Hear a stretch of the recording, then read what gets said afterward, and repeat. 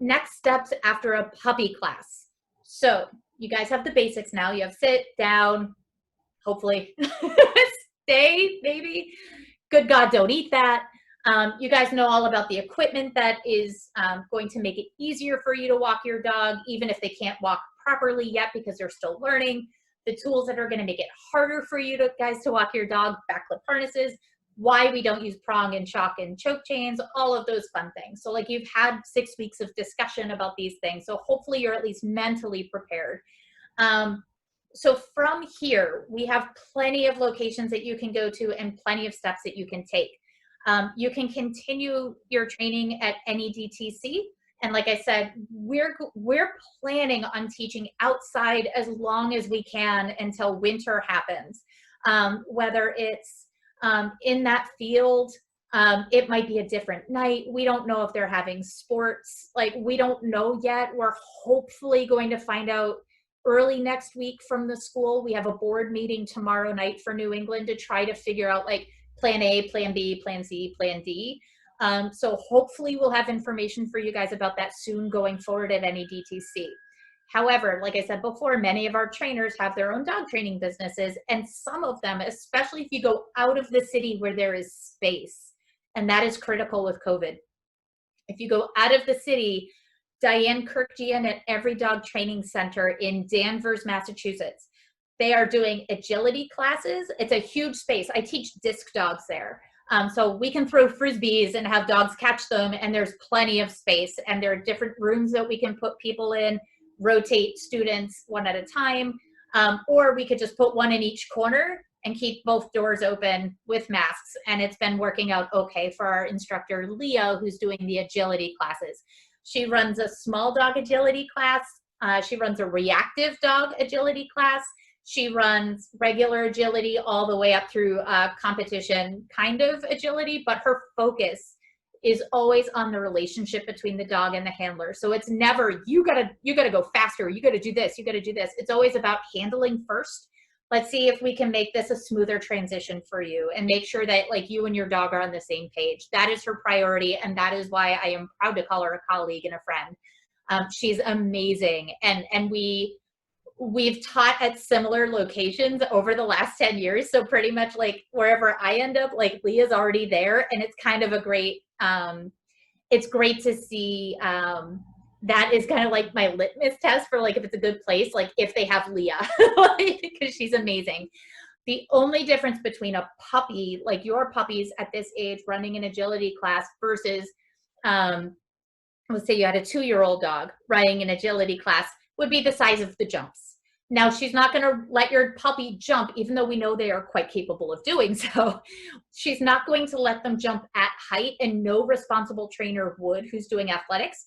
And disc dogs, dock diving, or agility, any of the more impacty sports, because we don't want to break their growth plates. We don't want them just to land funny and have a situation. You can still get the handling. You can still practice off leash. You can still do these things, but the jumps are just going to be set really low. But going back to like nose work and agility and other steps for you guys, if you are more interested in active things, like I said, agility is a great one.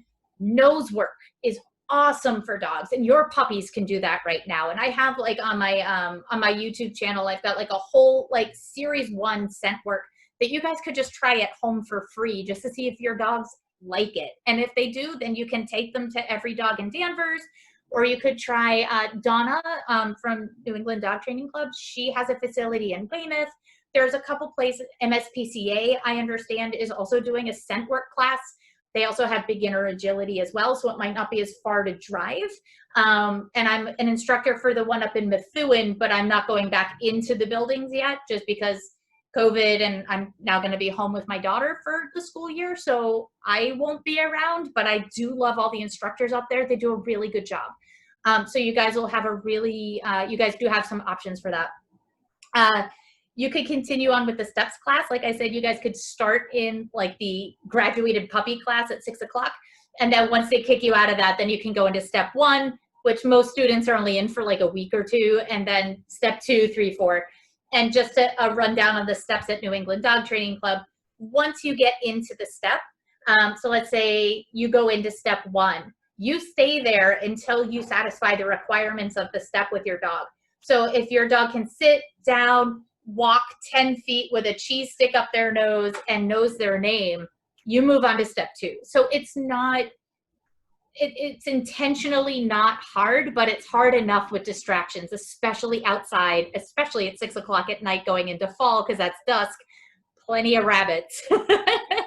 So we have plenty of distractions for you guys.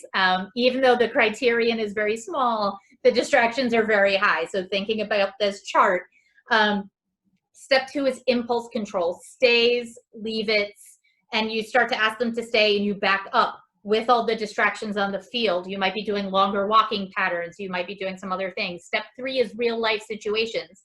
We'll throw a bunch of food on the ground and ask your dog to walk by it. Or I would approach you and ask if I can pat your dog and your dog can't jump on me. So we start to work on that in step 3. And in step 4 is the Canine Good Citizen test. And like I said, most of our students, we always encourage you guys to try it. It is a test that's supposed to be, the way we describe it is that it's intentionally a difficult test, but it's not impossible. It's supposed to be a goal for you, but some of the requirements on there are not appropriate for every dog.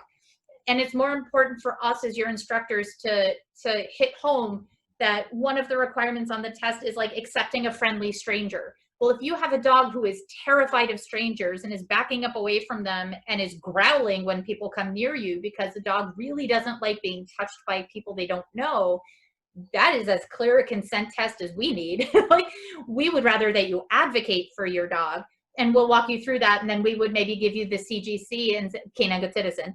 We would maybe give you the CGC at that point and say, we're going to do this test and we're not going to do this step. So if you get 9 out of 10, hooray! Like, so we'll help you set targeted goals, which we think is more important than pushing and pushing and pushing your dog into something that they're not comfortable with. And then you can also do tricks. We're doing tricks classes online through New England Dog Training Club, and a bunch of other places are doing tricks classes. Like I said, if you want to try on our YouTube channels, we have, I think John has got some tricks classes. I know I have like a whole series on tricks that I ran. Or you could do the guided tour through New England, which I've been running from the comfort of my bedroom. So if you guys were curious about like any of these things, I'm more than happy to, when I send you guys out an email later, it'll have the information for going to the park. It'll have the information as to how to sign up to make sure you're counted. And that way when you show up, they're not looking at you going, who are you? And it'll also have like nose work, agility, other locations that are really good.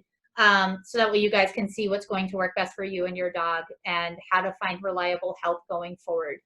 Any questions?